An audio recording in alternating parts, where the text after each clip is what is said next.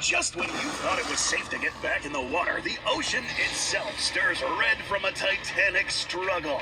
You've seen our bioaccurate takes on two of the most legendary urban legends, the bloop, or cryosiden sedimentor, the great amphibian that can swallow up whole whales in the southern oceans, and the bioaccurate take on El Gran Maha, taking form as a horrific colossal hagfish haunting the Sargasso seas, colossohydrus uctina. Now we pit both gods of the sea, studying their biology, weapons, and abilities to see who crowns themselves the sole apex predator of this vast realm. This is Cryosiden versus colossohydrus on Monster Face Off. Today, we'll be taken on a journey deep in the ocean depths to witness the first and final clash of these speculative marine monsters. If you have absolutely no idea what you're looking at, we'll quickly summarize our past coverage of these two combatants. Our bioaccurate version of the bloop took most of the core look, but modified it into something that would work better in reality. Designed and illustrated by our in-house research team, then brought to life by our animation crew, this new bloop still pushed nature to its absolute limits. This take, called cryosiden sedimentor, a whale hunter also named for the iconic Greek sea god, also responsible for earthquakes. It is the last surviving member of a multi-hundred-million-year-old lineage of marine amphibians that adapted to hunting progressively larger and larger whales in the southern oceans. And at 300 to 400 metric tons and over 35 meters long, this would be the largest predator to have ever existed. Its rival is a more modern creation, but also one that took the internet by storm.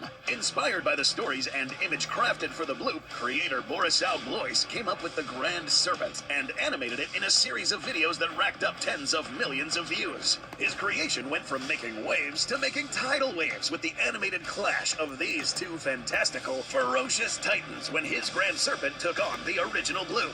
Our more biologically aligned version is another bygone beast descending from an uncanny ancestor with a bit of luck. This ancestor, conodonts, were a lineage of jawless fish with some of the sharpest teeth to have ever existed. Most conodonts died off before the end of the Mesozoic, but in our altered history, one lineage split off from the rest, surviving one catastrophe after another with various adaptations that could grant them extremely long lifespans and indeterminate growth. Only 1 in a million, perhaps 1 in a billion, could reach gigantic sizes, and only a select few of that group could become true sea dragons. Colossohydrus uctina, the colossal sea dragon, named after the horrific horned serpent of Cherokee legend. Breaking the scales all the same at over 260 metric tons, this creep from the deep would be the longest giant predator to have ever lived at over 61 meters long. Two modern myths made real. Two titans that should never have met had the actions of mankind and a changing ocean not driven them together. Time to find out what happens when the living earthquake confronts the symbol of a storm. We'll start comparing the first set of attributes in question. Section 1, Strength. If there was anything the 1998 Iguana movie got right, it was the tagline. Size does matter. Initially looking at the raw stats, a winner seems to be pretty clear. While they both exist in a range of sizes, the awesome amphibian cryosiden seems to command a decisive lead when it comes to size, and thus strength. However, the gap between them is not insurmountable, and there have been numerous cases of oceanic predators killing things many times their size, depending on their build and the situation. The ferocious fish, colossohydrus, has a very eel-like body that is muscular from front to back, and is capable of using that body to wrap around, reposition, and if necessary, bash and bludgeon. Its rival, meanwhile, has a body very separated from front to back, the front end being that Goliath gape of a jaw and forward flippers, behind it devoted almost entirely to swimming and propulsion with a whale-like tail. This means if the two got into a close-quarters brawl, the bioaccurate bloop would only be able to really use half its front body as effectively, whereas bioaccurate Grand Maha can utilize almost its entire body. Still, the latter half of that body being used for propulsion isn't useless at all. Combat maneuvers like tail strikes or helping propel the sturdy front forward for a ramming attack are all feasible. More mass also does mean if the colossohydrus tries to wrap around or latch onto its opponent, it's going to need to get a good grip or it will be shaken off. The difference is not as immediately obvious, but numbers do speak for themselves, so the cryo still manages to pull ahead in a surprisingly close category. Edge Cryosiden. Section 2, Defense. Both of these gigantic sea beasts sport plenty of armor that almost any predator would struggle to get through, except each other. Cryosiden's hide is its main means of insulation against cold water, being almost half a meter thick in several areas and highly resistant to punctures or stabs from anything but supersized attackers. Important for shrugging off bites from others of its own kind, fending off orcapods as they're growing up, and resisting pestering, nibbling, or gnawing from any overly aggressive deep-sea cephalopods or parasites like barnacles and deep-sea scavengers when the frozen god is resting on the seafloor for weeks at a time between big meals. The colossohydrus also has a tough hide of its own, but not quite as thick as the bioaccurate bloops, on account of living typically in much more tropical waters. But sheer bulk isn't the only defense being evaluated here. While the colossal sea dragon has less padding covering up its vitals, its skin has a hidden defense, also seen in fellow jawless fish, the hagfish. Hagfish are called slime eels for a reason, as one of their primary defenses, pores nestled within their skin, react to an attacker by firing out globs of mucus that react with the water around them. These pores can only hold a relatively small amount of mucus, but on contact with seawater, this slime rapidly absorbs moisture and expands to 10,000 times its original volume. For a relatively small hagfish, this is more than enough to gum up the jaws of an attacking deep-sea shark, or even clog the gills of a rival fish. One infamous traffic incident happened in 2017 where a truck hauling some still very alive hagfish overturned, and the panicked slime eels did their thing on contact with the water around them. The resulting accident produced so many gallons of adhesive mucus it stopped up cars and blocked the roadway. And now we're dealing with a jawless fish hundreds of thousands of times more massive. This means that if the cryosiden attempts to engulf and swallow its opponent entirely or partially whole, its insides could possibly get clogged up by this chemical defense, and the glue-like mucus might severely hinder its jaws if it got too much of it stuck to its teeth. With this chemical defense augmenting a still fairly resilient body, bioaccurate El Gran Maha takes the edge in defense. Section 3, Speed.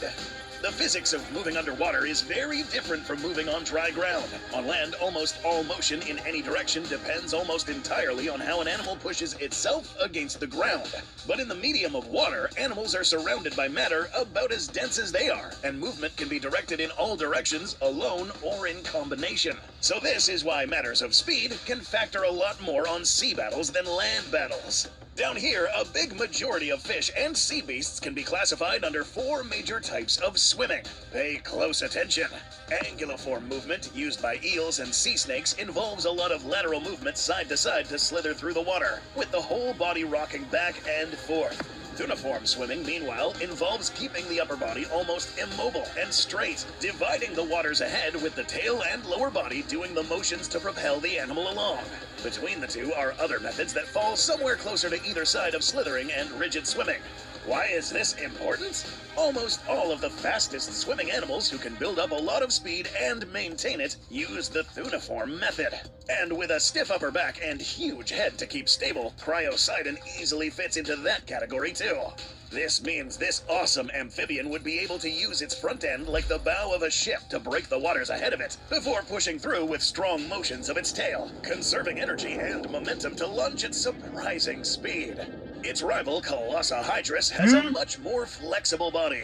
This has its own advantages and adaptations to factor. For one, instead of just propelling itself with the latter half of its body and tail, this species of jawless fish have evolved 2 of their gill slits into siphons, similar to those in squid.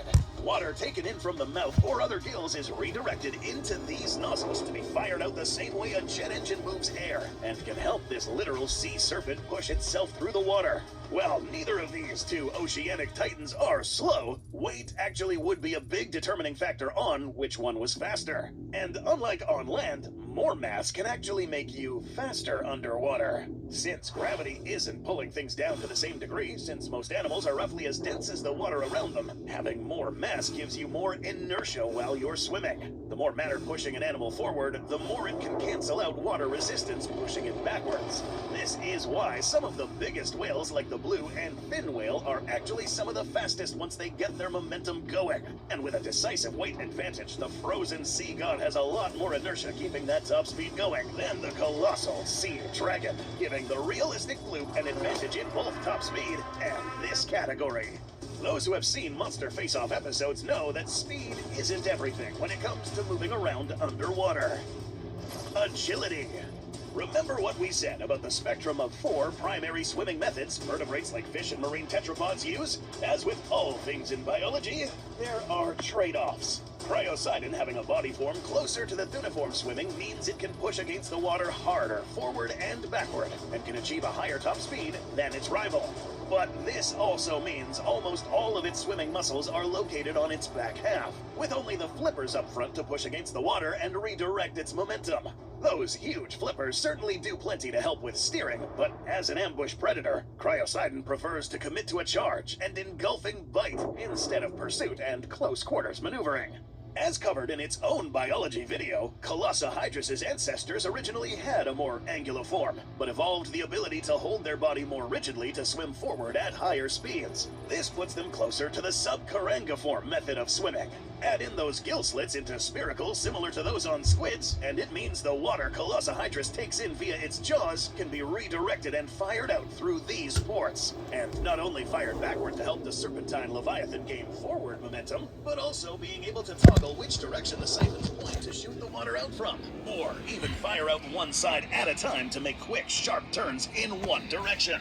With these adaptations and a more flexible body to whirl around, the bio-accurate Grand Maha takes another edge in this oceanic clash of titans.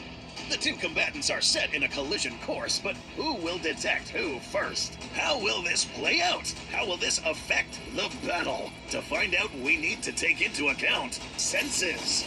In terms of senses, the difference between the two is a matter of quantity versus quality. Cryosiden evolved from amphibians that at one point lived at the surface or even crawled on land. This means its eyes had to adapt to much more dynamic needs of focus, precision, and distinguishing between different shapes and colors than an animal that spent most of its entire evolutionary history in the deep ocean would. It's one of the main reasons that marine mammals like dolphins have better eyesight than sharks, which infamously have a hard time seeing up-close objects and distinguishing certain shapes. This is the reason you hear about inexperienced great whites mistakenly attacking surfboards and boats, not knowing if they're food or not. But you don't hear the same thing about orcas that eat the same food. In addition to sight, this atrocious-looking axolotl cousin does have a decent sense of smell and taste to pick up chemical traces in the water. Since it also hunts whales, it would have the ability to hear, which is fairly rare for ocean predators since most fish are deaf. However, these senses would mostly just be used for figuring out the region a target is, rather than specifically pinning it down. For that, it has to rely on sight.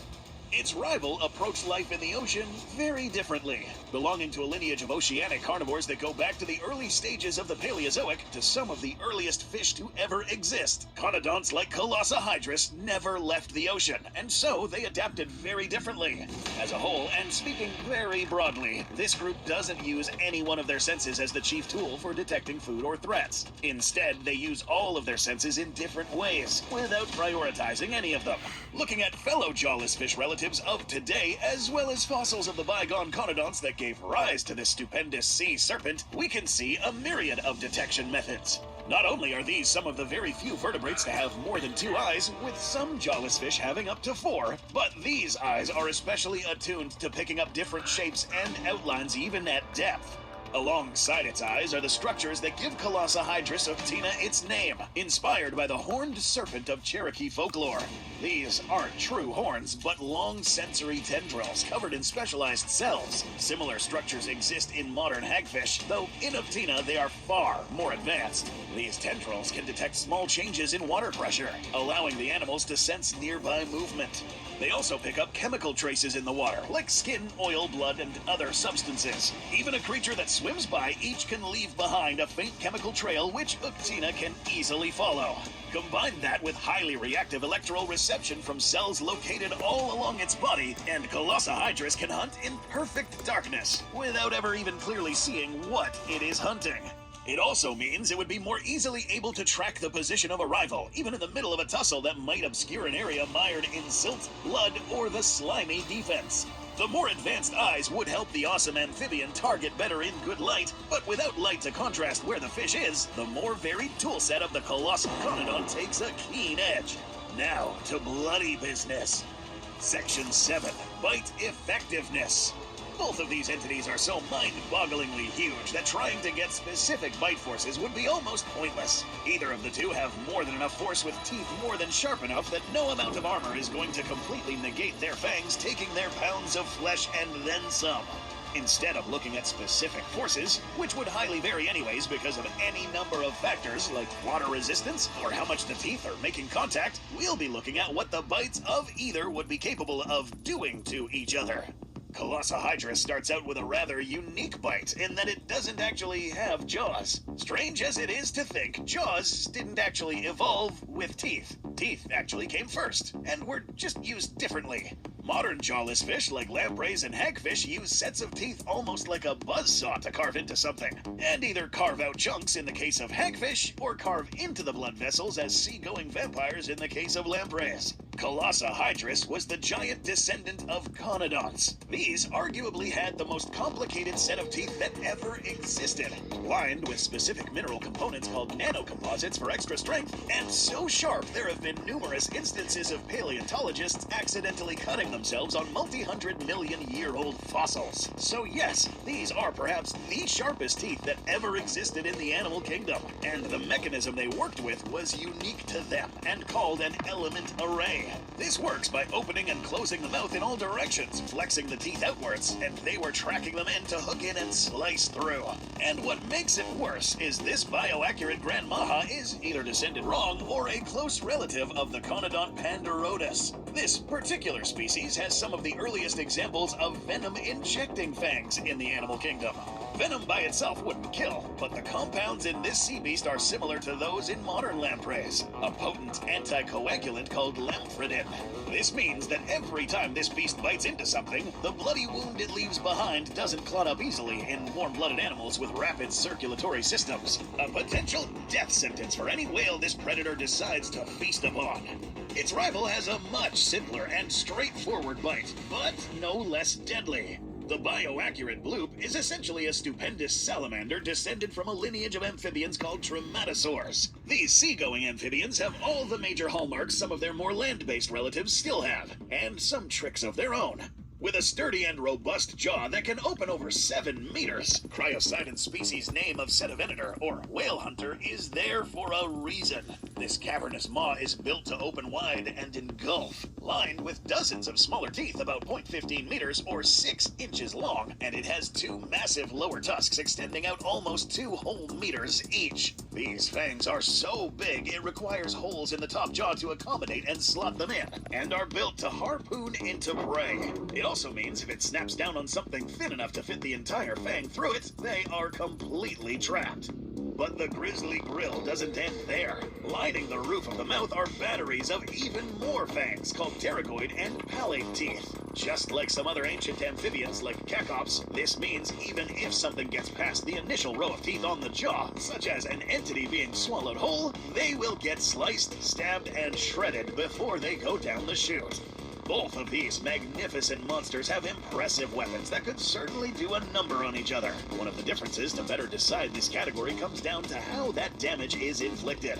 Colossohydrus has to bite and bite multiple times to inflict deeper and deeper wounds, as well as get more and more venom pushed into the bloodstream. It certainly could, and with those sharp edges on the teeth, it'll do plenty of damage doing so. But on Cryo's end, we're talking about some serious piercing power, perhaps even capable of reaching vital organs. And anything inside its mouth would probably be met with even more teeth, grasping both prey and the edge in bite effectiveness. The culmination of this collision course is nigh, but before they engage in bloody combat, the X Factor. While the ocean might not be big enough for the both of them now, we are going to assume the encounter that's about to unfold is first contact between both juggernaut individuals that represent some of the absolute pinnacles of their respective species. This means neither of the two know by instinct or experience what the other is capable of, nor had any ability to naturally evolve defenses against them. If that circumstance was different, it is possible they might employ different strategies. As it stands, though, Colossohydrus would have been the lord of the equatorial oceans, spawning in the eerie floating forests of the Sargasso Sea that crosses over the Bermuda Triangle, whereas Cryosiden was the god of the frozen southern oceans around Antarctica. Because colossohydrus adults have an extremely variable maximum size, with a vast majority being orders of magnitude smaller, they would be naturally quite cryptic, since stealthy habits and avoidance of other big threats might be the whole reason this gargantuan individual lived long enough to become this big. If it was more reckless when young, it would have been picked off by sharks or orca potentially centuries ago. Cryosiden, meanwhile, would have been much more accustomed to other gigantic animals, being in the same ocean and instinctively knowing more about how to react to them. After all, the whales in the southern oceans nearest the South Pole are the biggest that have ever lived, and a variety of species can be found near the icy waters. Species that are otherwise quite rare in more equatorial habits the ferocious fish comes from. On one end, we have a stealthy fish, whose reasoning for becoming this large is avoiding big threats. And on the other, we have a massive amphibian who got this big by eating and fighting big. We are now ready to determine who will be crowned with the title of God of the Seas. Cryosiden's Cetavenator, with its colossal form, wins the edge in strength, speed, and bite effectiveness. The slithering titan wins the edge in defense, senses, and agility. For the scenario, and in tribute to the infamous animation pitting the fantastic versions of these creatures against each other by Boris Alvlois, this confrontation will be caused by diminished food stocks, motivating a massive colossohydrus pursuing migrating whales further south than it otherwise would, and heading for the southern Caribbean. At the same time, overfishing depletion of the Antarctic hunting grounds by humans has forced a gigantic cryosiden to hunt what whales are migrating from the south, as well as attacking fishing boats en route as it heads up the South American coast.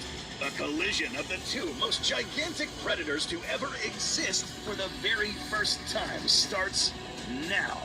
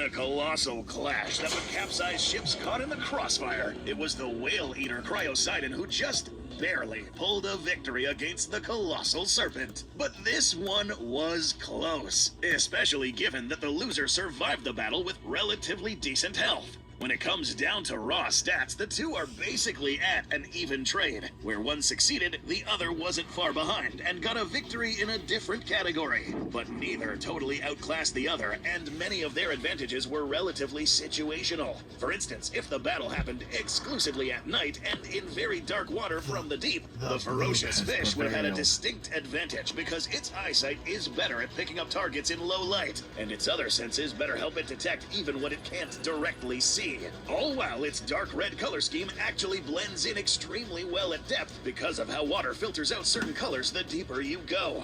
But in contrast, if the battle happened near the surface or in the daytime, any attempt to camouflage in the dark by the colossohydrus would be more nullified, while it is totally unaware its opponent has a much clearer view of it and would see it coming. The mucus defense of the fish certainly would help stop up the jaws and surprise the amphibian, but the sheer volume of the bloop's maw, the ability for it to close off its throat to avoid choking on the slime, and the huge size of its fangs means that the slime couldn't stop all of the teeth. More importantly, the cryo, having its gills outside of its maw, meant that the same strategy that would potentially choke out a shark by clogging up its gills from the inside wouldn't work.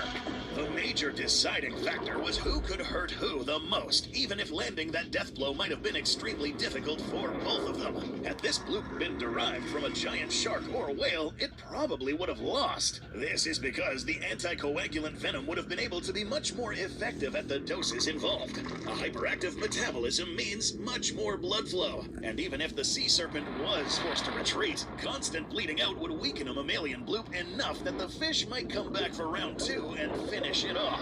Similar to other amphibians, our death axolotl is capable of triggering something called metabolic suppression, shutting down parts of their body. This also means, as a whole, they have a much lower blood pressure than a mammal of similar size does. Less blood pressure, less blood flow. Less blood flow, less bleeding out, keeping the bloop in the fight just a little bit longer, and allowing it to keep up its strength even after injury.